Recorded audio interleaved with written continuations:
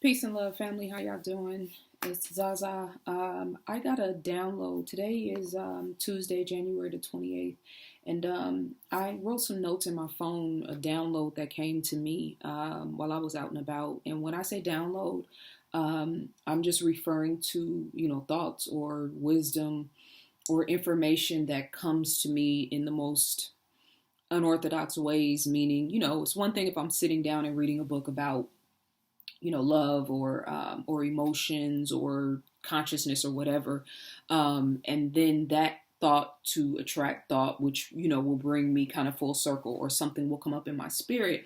But there's times when I'm nowhere near, being in a particular space mentally, and things will come to me.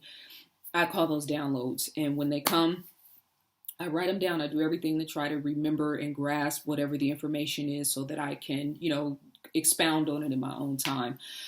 So I'm going to read you part of this message that I wrote to myself, a note so that I could continue this train of thought, and then I'm going to expound on it. If you are the person, the dominant vibration, the one who is moving towards consciousness, i.e., eating better, living a righteous life, etc., you will naturally have an energetic sorry guys, you will naturally have an energetic upper hand when it comes to controlling the energy in your relationships, learning how to foster and strategize that energy and that variance in coach in consciousness or understanding is the key. Expecting equally yoked people, or excuse me, expecting equally yoked from people that are not, is one of the big things that causes so much frustration and problems in relationships. And I'm not just talking about, who you're involved with, your spouse. I'm talking about relationships in general. Everybody that you deal with and interact with in your life is a relationship. So I want to I'm put my timer on because I'm trying to remember to stop myself at 8 minutes. So, everybody that is in your life in one capacity or another, you have a relationship. Even the person that's a cashier at your store, if you guys interact. So let me finish reading. Expecting equally yoked from people that are not equally yoked causes a lot of our problems. And then you end up taking shorts in the relationships and blaming the other person, opposed to self-awareness and self-accountability for being the dominant vibration, holding people to our own standards that at times we don't even meet.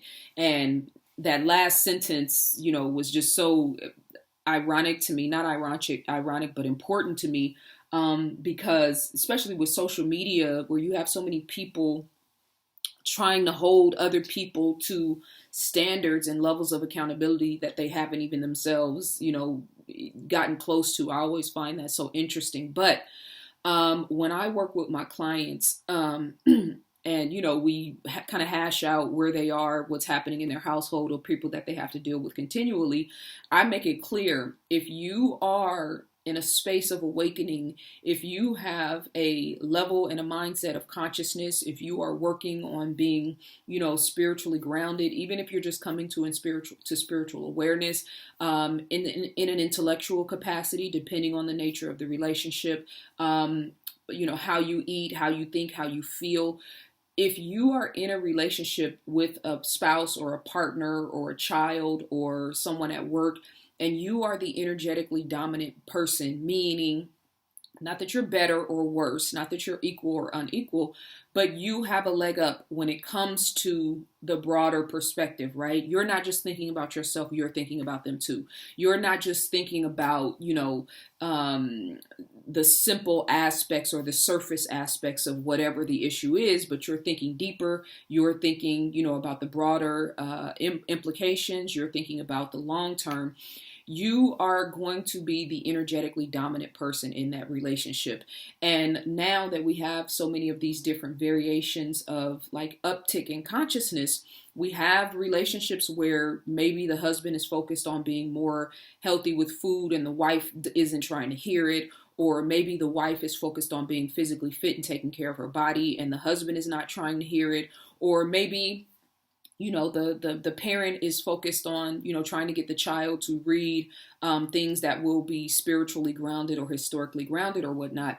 And a lot of times we try to hash these things out. We try to talk about it until we're blue in the face. We try to get the other person to see our perspective, to see why it should be this, why they should go this route, why this is important, why that's important, why it should be this way, or why you should just listen to me so you can understand where I'm coming from. And granted, I've been there, done that, trust me. But I've learned as I've grown and, as a mother and having to interact and deal with so many different people and, from life experience that sometimes it's not just about hashing it out or about getting an understanding or being right in the moment. Sometimes, a lot of times, most times, if you understand the power of energy, you can shift the other party's understanding or their level of consciousness through the way you're carrying yourself and your energetic vibration.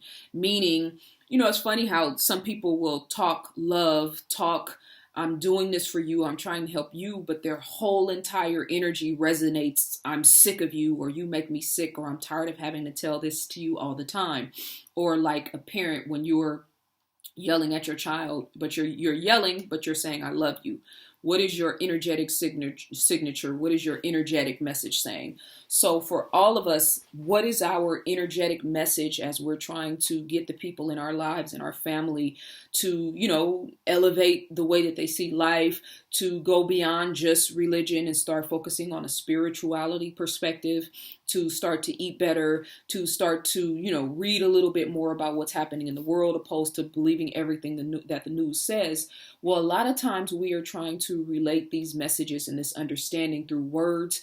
And because our energy is frustrated, because we want better for the people that we love, or because we want them to see a bigger picture or our picture, energetically we are sending a conflicting signal.